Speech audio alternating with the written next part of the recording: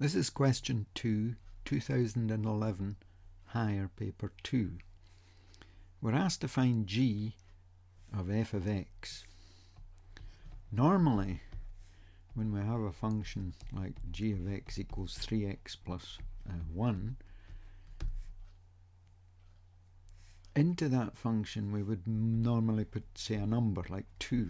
2 goes in, 3 times 2 plus 1, that's 7 comes out. So 2 is going in, 7 is coming out.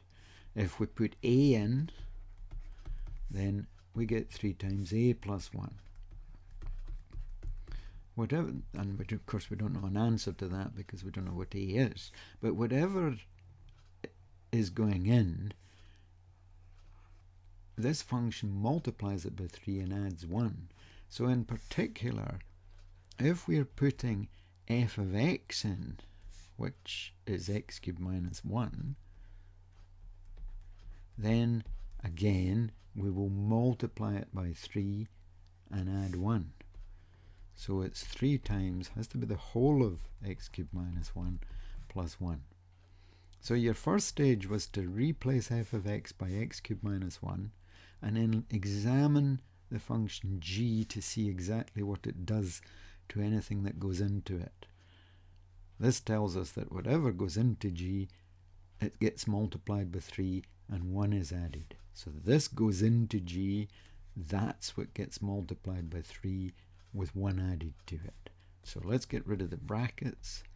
It's 3 lots of x cubed minus 3 plus 1, and we know that minus 3 plus 1 is minus 2. So there's our answer to part A. Moving on to part B, we have to show that this weird looking expression is equal to this polynomial.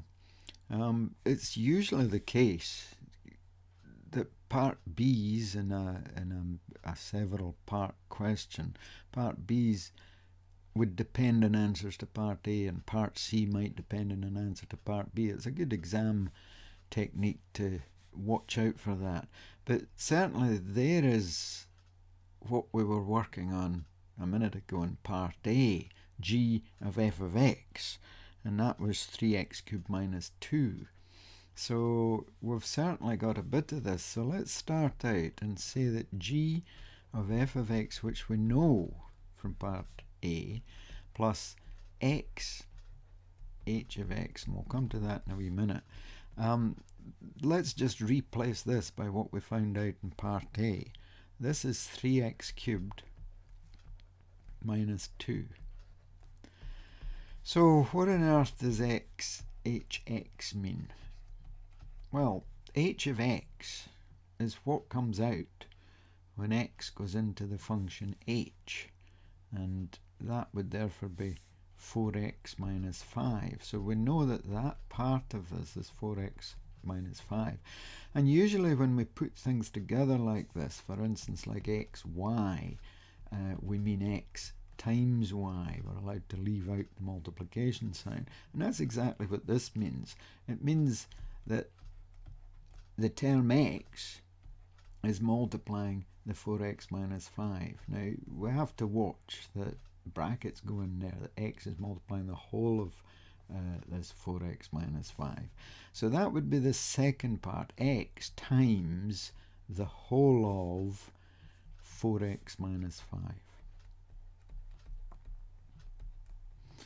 So we're now down to just a little bit of algebra. Brackets we need to get rid of, so we just rewrite the 3x cubed minus 2 plus x times 4x, that's 4x squared.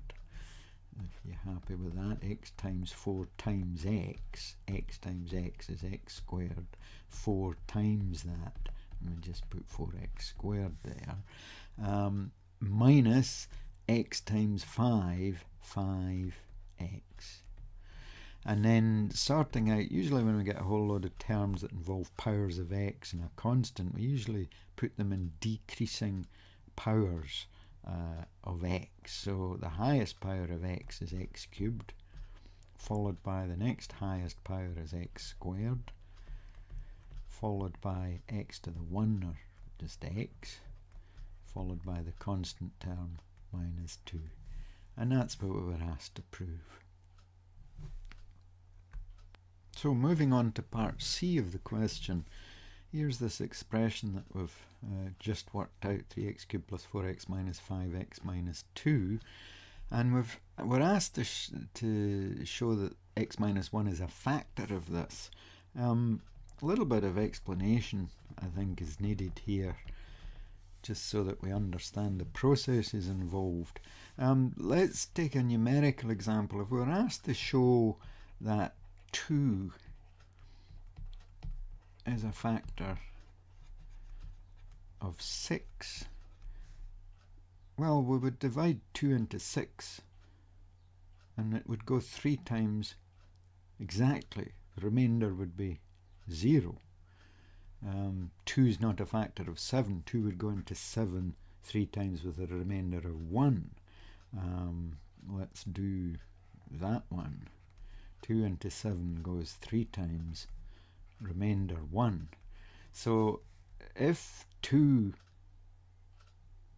is a factor of 6, then it goes exactly into it. 2 into 6 goes 3, remainder 0. So yes, 2 is a factor of 6 because the remainder is 0, but 2 is not a factor of 7 because it goes 3 times, remainder of 1.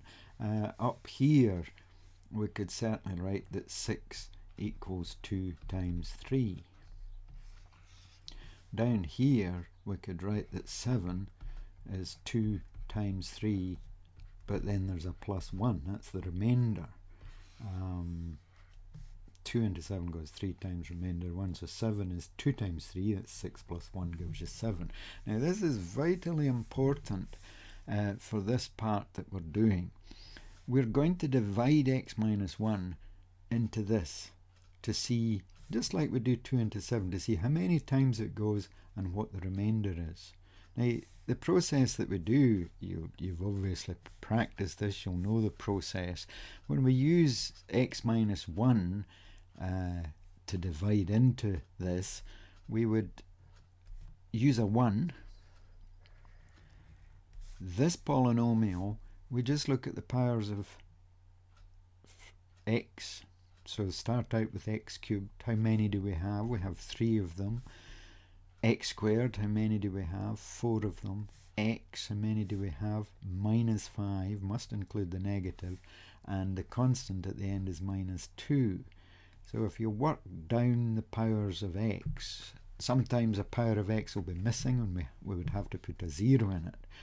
So we're at this stage where, for instance, 2 into 7, and we're now going to see how many times this goes. So with process is, bring that 3 down, multiply, 3 ones are 3, add, multiply, 7 ones are 7, add, multiply, 2 ones are 2, add, and we get a 0. So what we've discovered, just like this, is that this polynomial here, the 3x cubed plus the 4x squared minus the 5x minus 2, just like that 7, we're writing this down here, is equal to 2. That now gets replaced by x minus 1. That's what this stands for, this x minus 1. How many times does it go in when you're dividing x minus 1 into this polynomial? It goes, now there's only 3 numbers, so that's the constant, that's the x term, that's the x squared term. So there's 3 of the x squared, 7 of the x's, with the constant term being 2, plus a remainder of 0. In this case here it was 1, in this case it's 0. So there's a plus 0. Now because the remainder is 0, that's what happens up here. There's no remainder. When 2 went into 6 3 times, remainder 0. We knew that 2 was an exact factor of 6. Well, exact factor, it is a factor of 6. X minus 1 is a factor of this polynomial because the remainder is 0.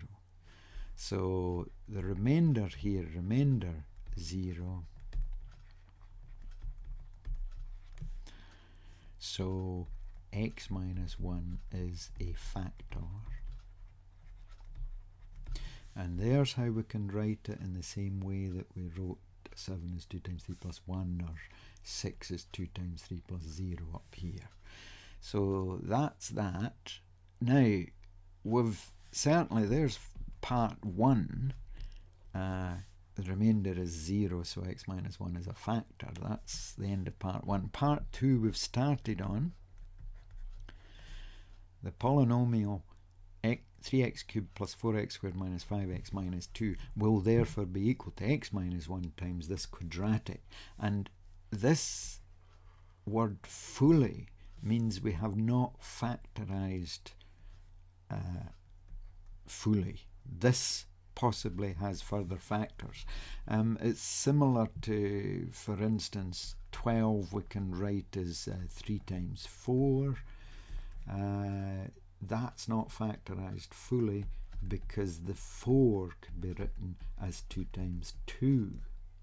This 3x squared plus 7x plus 2 might have further factors. So this is now down to your 2 brackets. This times this, the firsts multiplied give us 3x squared. There is only one choice for that, it's 3x and x. The lasts, this times this gives us 2. Now it could be 1 times 2 or it could be 2 times 1. So we need to check the outsides and insides. Let's take 1 and 2 in that order. The outsides give us 3x times 2, that's 6x. The inside 2 gives us 1x. 6x plus 1x does give us 7x. So I think we're on to a winner with a 1 there and a 2 there. If we'd swapped it the other way around, we would have got 3x times 1 is 3x, 2 times x is 2x, and with a 3x and a 2x, we just can't make the 7x. So let's wipe these out. There's the factorization of 3x squared plus 7x plus 2. And then the whole polynomial therefore has 3 factors. And we have to write that full expression, this times this times this. Just as 12, we cannot write 12 as 2 times 2, for instance, because there's a 3 missing. We need all 3 of these factors, so we need all 3 of these factors. When you multiply all these 3 together, you will get this cubic expression. So we have now factorized this polynomial fully. So let's move on to part D, which says, hence solve, there's our g of f of x from part 1 plus x, h of x from part 2 and so on. In fact, this whole expression was what we ended up factorizing. I mean, this was our 3x cubed from the previous part of the question plus 4x squared minus 5x minus 2. So they're basically asking us to solve that cubic equation. And to do that, you know that we have to factorize this. Well, that's what we did. So all the parts of the question are coming together in this part D. So there's our 3 factors that we'd worked out previously. So this times this times this equals 0. So when you multiply 3, let's just explain this process again. If we have 3 numbers multiplied together, somewhere among these there is a guilty one. One of them must be 0. So either A is 0, or B is 0, or C is 0. One of these 3 factors, or maybe all of them, are 0. So we've got to hunt down the guilty candidate here. So it could be x minus 1 that's 0. It could be 3x plus 1 that's 0. Or it could be x plus 2 that's 0. If this was the case, x would be 1. If this was the case, well, let's take the two stages, let's subtract 1 from both sides, and let's divide both sides by 3. So minus 1/3, or, and in this case, x would be minus 2. So the solutions are x equals 1 minus 1/3 minus 2. So these are the only possible values for x that make this expression equal to 0, or equivalently this cubic expression have a value of 0.